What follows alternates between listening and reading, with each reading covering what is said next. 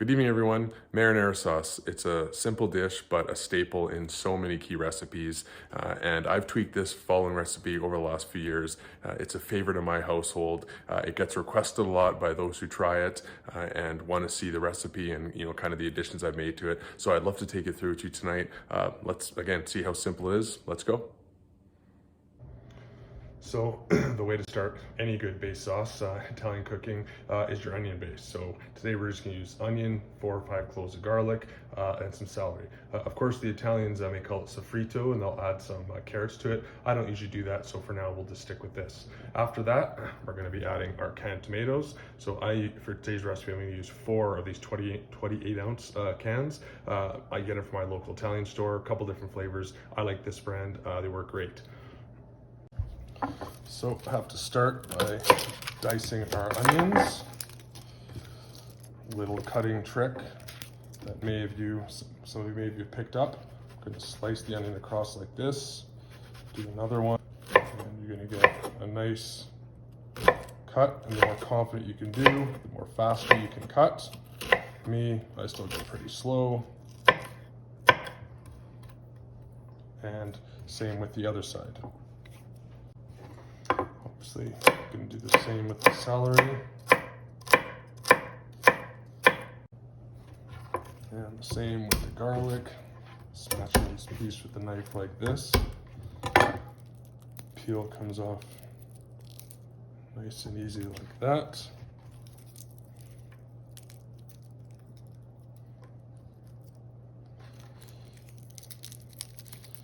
And then we can mince it all up. Same thing, go across like this.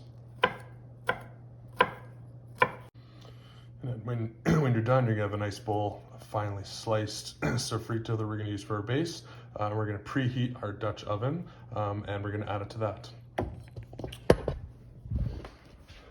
So I'm using a Dutch oven, cast iron Dutch oven. I find it works best, but of course, any kind of deep pan will work.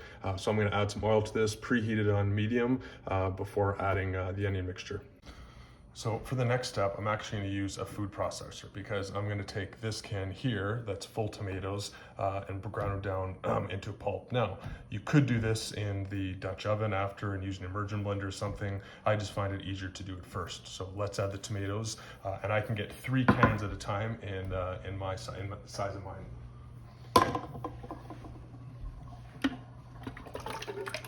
There's 1 can.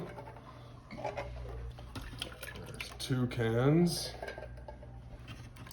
3. Now, if I push the issue, I could get 4, but I find it doesn't work as well. So let's give it some more room. I'll just have to do 1 more batch of the 4th can. So let's pop the lid on.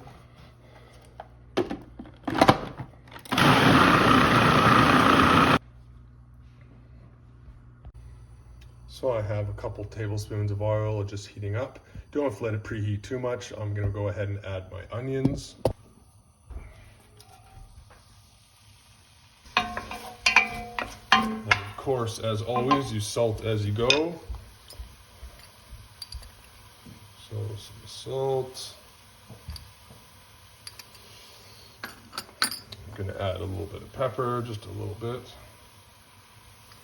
And let's let those cook up for a bit.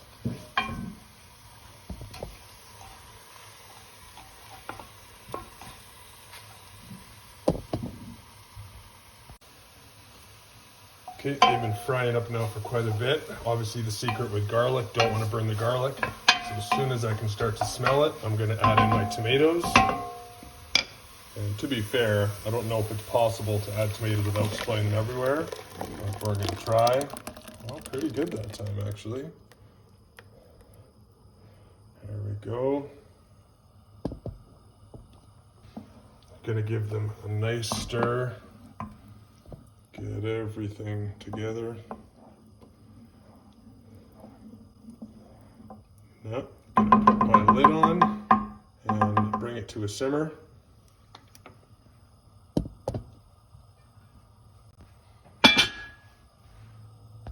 So while the tomatoes are coming to a simmer, we can gather, the most important ingredient, which is the different herbs and spices we're going to use. So let's take a look at what's inside. So what I've done here, gathered all the herbs and spices I'm going to use. They're all going to be going in together. So put them in one bowl like this. As you can see on the screen, this is what I've done in terms of measurements. But the beauty of this sauce is that you can mix and match whatever you want. I particularly like the basil and fennel flavor, so I put a bit more than maybe some people do. But if you want to jack up oregano, want to jack up the tarragon, whatever, go make it happen however you want. Again, we're going to add this as soon as it comes to a simmer. So as soon as it starts to bubble like this, that's enough. We just want to make sure we loosened up those tomatoes and stuff. Now I'll go ahead and add our herbs. Now, it looks like a lot, and that's because there is, but we want to make sure that you really absorb them. So you've done mixing them. It should look something like that. Then we're going to go on and add an important ingredient, red wine. So again, I usually eyeball this, but let's say about half a cup. Again, sometimes you can put more, really is preference, but you do want to make sure there's enough so that red wine really, the taste really comes through. Also, another important ratio, make sure if you put a half a cup in, you drink half a cup yourself. That ratio is very key to Italian cooking. Don't forget about that. So again, all this is in here, and then we're going to put the lid on and really bring it to a rolling boil before we set it down to simmer.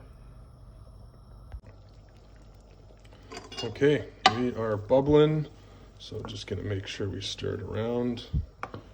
And it has, obviously, because it hasn't reduced at all, it's still very liquidy, which is fine.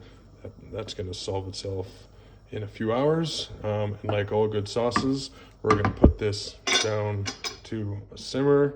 Put the lid back on. And I'm not going to check on it for another hour, and we'll see how we're doing then. All right, it has been an hour, and this is what it should look like. Clumping up in the spots, getting thicker. Still quite loose in some spaces, which is fine. So a couple options. You can let this consider to boil down for an hour, 2 more hours, and usually I let it do about 2 in total. But I am going to add a bit of tomato paste to help it along quite a bit. So I'm going to get. Oh, also, I should add. Obviously, I have my wine, like I said. So I like tomato paste out of the tube. It's much easier to work with. So I'm going to add a little bit like that. Don't need a ton at all. Mix that up, and then I'm still going to let it simmer for probably at least another 45 minutes or so, but I'll keep checking. Now that I've added the paste, I'll keep checking it, I'll keep stirring it up. And as well at this point, I'm going to taste it. I'm going to make sure if there's enough salt and enough other spices. So here's the taste test. Taste test was a success. Salty, got good flavor. Fennel really comes through.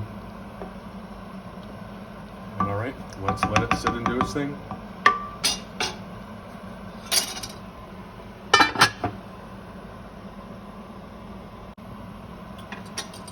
All right, it's been going for a few hours. It's coming together. Now, at this point, you could top it up with some balsamic vinegar if you wish. I usually don't, I just leave it. But basically, you can let it sit in here. It's ready to serve over pasta, over meat sauces, over just a variety of things to use. So we are done. It's good to go. All right, we're done. Yeah, it takes some time on the stove, but not a lot of labor involved. So again, easy to whip up. I probably make this sauce, if not every weekend, every other weekend. And the finished product, great. If you can see, nice and thick, homemade bread, of course, the best way to sample it with. But hey, like I said, it goes on pasta, it goes in meat sauces. It's a great just dipping sauce. Hope you enjoyed it. Have fun with it.